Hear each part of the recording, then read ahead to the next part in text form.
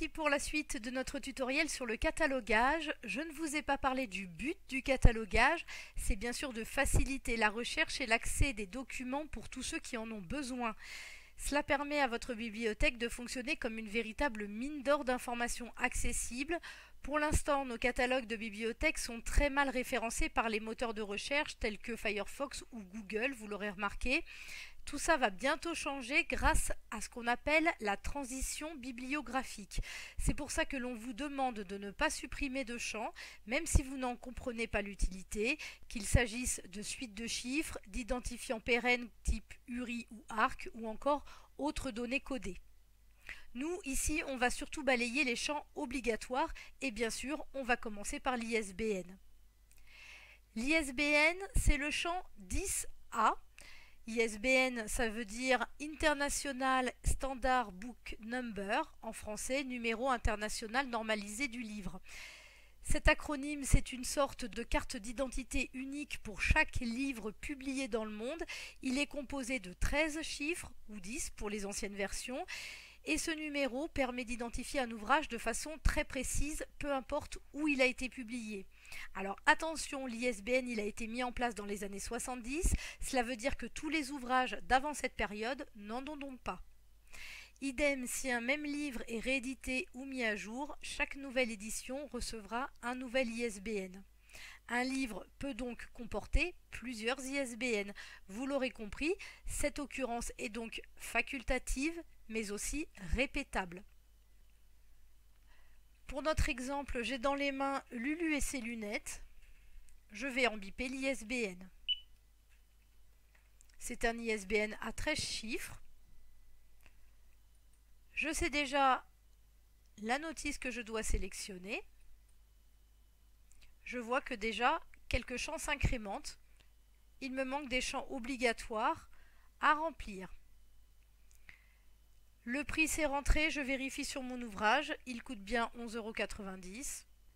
Dans la mention d'édition, celle-ci est manquante. Pourquoi? Parce que les anciennes éditions, on vous demandait de rentrer les champs de l'éditeur dans le champ 210. C'est le cas ici. Seulement moi, maintenant j'ai besoin du champ 214 qui répond aux nouvelles normes de catalogage. Je vais donc reprendre ces données. Vous pouvez très bien faire un copier-coller de cette façon.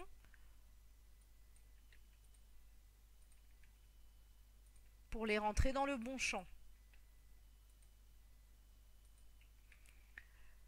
Vous voyez ici, j'avais également la mention de l'imprimeur, le lieu de fabrication, qui n'apparaît pas ici. Je vais pouvoir le rajouter, c'est une sous-zone. Les sous-zones se trouvent ici, à gauche du champ.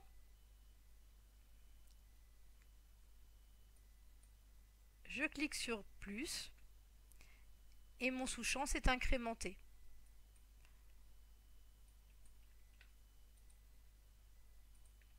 Je vais pouvoir le rajouter ici.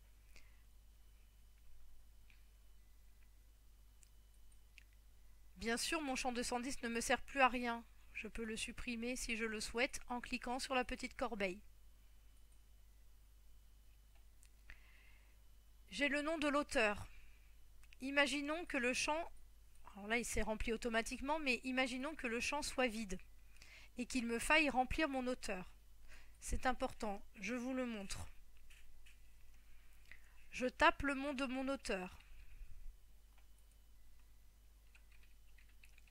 Et là, je clique sur Entrée avec mon clavier.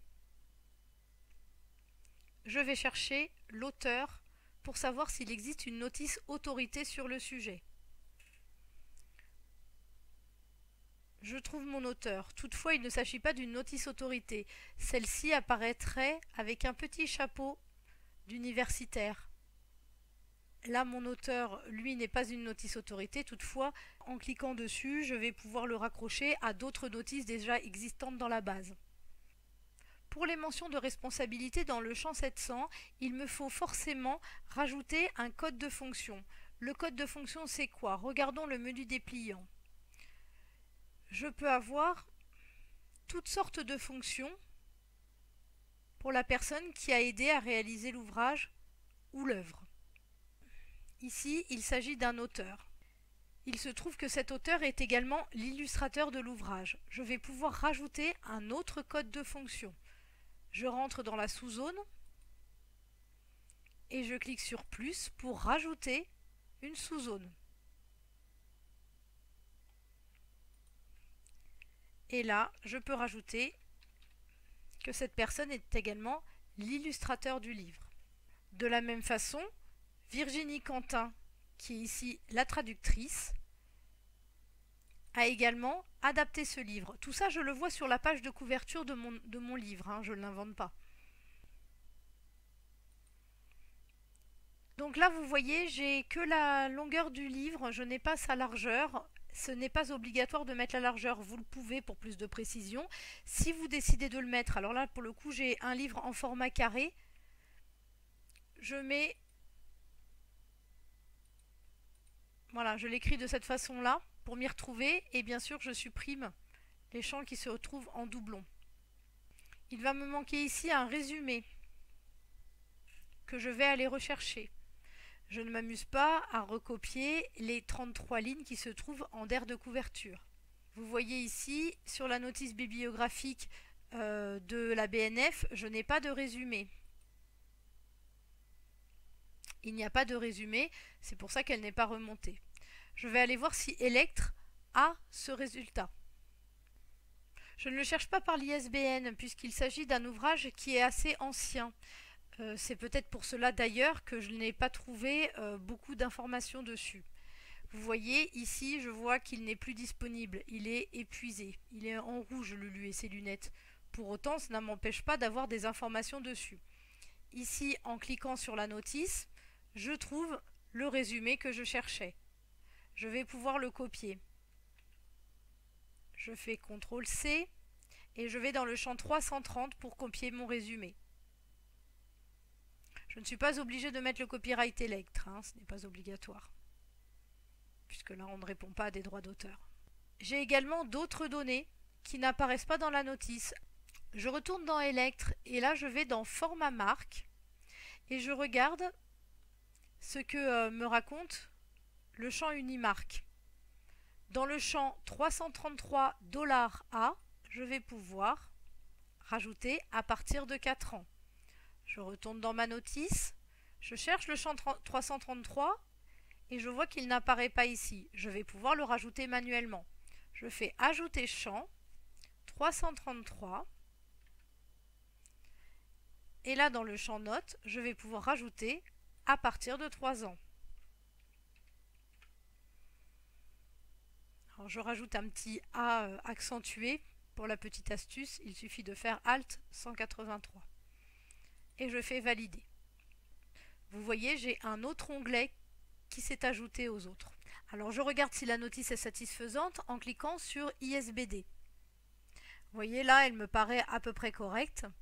Je vais pouvoir marquer mon agence de catalogage ici dans le champ 801. À partir du moment où vous modifiez une notice de façon conséquente en rajoutant un résumé, en rajoutant un champ 606, et en faisant d'autres corrections éventuelles, là évidemment vous mettez votre nom en agence de catalogage. S'il y a déjà le champ 801 qui est rempli, vous faites ajouter champ, vous rajoutez un champ 801 et vous marquez le nom de l'ABM.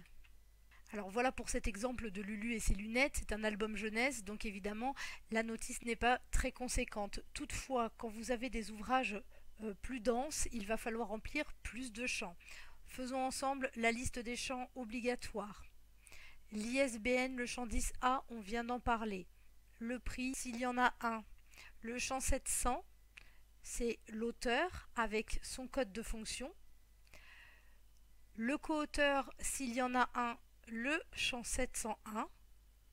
Et on suit la même procédure que pour le champ 700 en inscrivant d'abord le nom de l'auteur et en cliquant sur Entrée pour voir s'il existe une notice autorité. Un auteur second, s'il y en a un, ce sera dans le champ 702. L'auteur secondaire n'est pas sur le même plan que l'auteur, il sera soit traducteur, préfacier, dans tous les cas, ils doivent être inscrits dans l'ordre d'apparition sur la page de titre. Le champ 200, titre et mention de responsabilité, on vient de le voir, dans la ligne $A, il faut inscrire le titre principal en respectant évidemment la case d'écriture. Attention, il y a un tuto qui existe spécifiquement sur les règles typographiques à tenir en matière de titre d'œuvre. En aucun cas, vous ne laissez l'entièreté du titre en majuscule. La ligne E concerne le complément de titre à remplir si la page de titre en mentionne un. Sur les mentions de responsabilité $F et G, il vous suffit de cliquer sur la petite roue avec ces deux flèches qui se répondent et vous aurez la mention de responsabilité qui s'inscrira automatiquement. Alors petit aparté concernant les auteurs, si vous avez 5-6 personnes à mentionner, la règle veut à la médiathèque départementale qu'on s'arrête au 3e auteur. Juste après le 3e auteur, on inscrira et al pour pouvoir mentionner qu'il y a encore d'autres co-auteurs ou auteurs secondaires qui arrivent ensuite. Dans le champ 200G, s'il s'agit d'une traduction, il est très important d'inscrire la phrase en entier telle que sur la page de titre. Exemple ici, traduit de l'anglais par Virginie Quentin. Le champ 214, on en a parlé, il remplace désormais dans les nouvelles normes de catalogage le champ 210. Vous supprimez le champ 210 et vous reportez les données dans le champ 214. Le champ 219 sera plutôt réservé aux périodiques. Nota bene, sur le nom de l'éditeur, il fonctionne comme les notices autorités des auteurs. Vous tapez dans le nom de l'éditeur le nom et vous cliquez sur Entrée. Et là, vous pourrez retrouver la notice autorité qui correspond à l'éditeur. Vous remplissez ensuite la date d'édition et le lieu d'édition. La ville, généralement, suffit largement. Le champ 215, il s'agit de la collation. Bien évidemment, vous supprimez les champs qui se trouvent en doublon. Quand il n'y a pas de numéro de page, vous mettez non paginé. Le nombre de pages, c'est le dernier chiffre qui est inscrit à la dernière page comptée par l'éditeur, suivi d'un espace. Même si après vous trouvez d'autres pages qui sont non chiffrées, vous n'avez pas à les mentionner. Et vous les écrivez comme ça. Alors le champ 225, quand vous avez une collection, il est d'autant plus important qu'il va vous falloir mettre un 225A et également le numéro du volume qui appartient à cette collection. De la même façon, pour les collections, vous pouvez taper le nom, puis cliquer sur Entrée pour aller chercher toutes les notices qui sont liées à la même collection. Le champ 330 est extrêmement important, il faut toujours vérifier qu'il y a bien des mots-clés dedans. S'il vous manque ce champ qui est obligatoire, il faut aller le chercher sur le code de consultation d'Electre. Ou alors, si vraiment vous ne le trouvez pas, allez sur le site internet de l'éditeur pour aller copier-coller le résumé. Certes, il sera soumis aux droits d'auteur, une tolérance existe dans la mesure où vous participez à la promotion de l'ouvrage. Vous pouvez en dernier recours aller chercher un résumé sur certains sites tels que De Citre, Soramps ou Le Furet du Nord ou encore sur un blog. Dans tous les cas, il vous faudra à ce moment-là bien mettre le copyright du blog sur lequel vous aurez été chercher le texte. Enfin, si vous ne trouvez rien de tout ça, eh bien, il vous faudra recopier à la main la 4e de couverture. Je vous le disais tout à l'heure, je peux retirer le copyright d'Electre présent par défaut, c'est plus esthétique sur le portail. En effet, le résumé d'Electre n'est pas corrélé aux droits d'auteur car Electre ne rédige pas les résumés en propre. Ce prestataire ne fait que collecter des résumés fournis par les différentes maisons d'édition. Un champ important qui vous permettra de récupérer toutes les notices correspondant à certaines récompenses, c'est le champ 334 qui correspond à un prix si le livre est lauréat d'un prix Goncourt, d'un prix Incorruptible ou d'un Femina par exemple. Le champ 454T, il s'agit du titre original de l'œuvre. Ajoutez ce champ impérativement s'il s'agit d'une traduction. Le champ 461T, à remplir obligatoirement pour les séries ou même pour une trilogie. Pour de la fiction, cela va concerner principalement les séries de bande dessinée ou les romans. Dans certaines bibliothèques, il y a également du catalogage de périodiques qui se fait sur ce champ-là. Dans le 461$V, là vous mettrez le numéro par ordre d'apparition dans la série. De la même façon, dans le champ 461T, il est conseillé de taper sur le titre et de cliquer sur Entrée pour créer un lien qui vous raccrochera à toutes les autres notices sur le sujet. Le 464T vous servira en niveau de dépouillement quand vous aurez 3 volumes rassemblés en un seul volume. Le champ 600 est à remplir obligatoirement pour les biographies, les documentaires ou les romans biographiques. On suit la même procédure que pour le champ 700, on tape le nom de l'auteur. On tape le nom de l'auteur, imaginons qu'il s'agisse d'une biographie sur Jacques Chirac. Je tape Chirac, Entrée, et je vais chercher le nom de l'ancien président de la République. Là vous voyez, j'ai plusieurs notices autorités, je prends la notice qui correspond le mieux à mon ouvrage. Le champ 606, très utile également, notamment s'il s'agit de littérature étrangère, par exemple. Je pourrais mettre littérature suédoise et y raccrocher un champ rameau. Je pourrais également y mettre un sujet ou encore un genre littéraire. Le champ 607 vous aidera à rajouter si nécessaire des mots-clés. Il n'est pas indispensable, mais bien utile parfois. Dans le champ 702, le traducteur, s'il y en a un.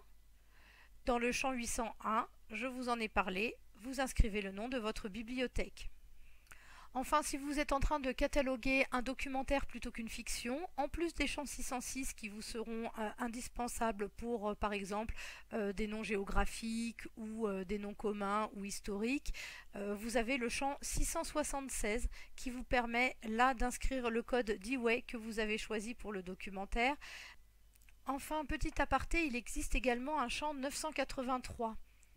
Quand vous voyez ici qu'il y a écrit lecture suivie, il ne faut jamais exemplariser vos documents sur cette notice, puisqu'il s'agit en fait de lecture suivie de livres en série achetés par la médiathèque départementale.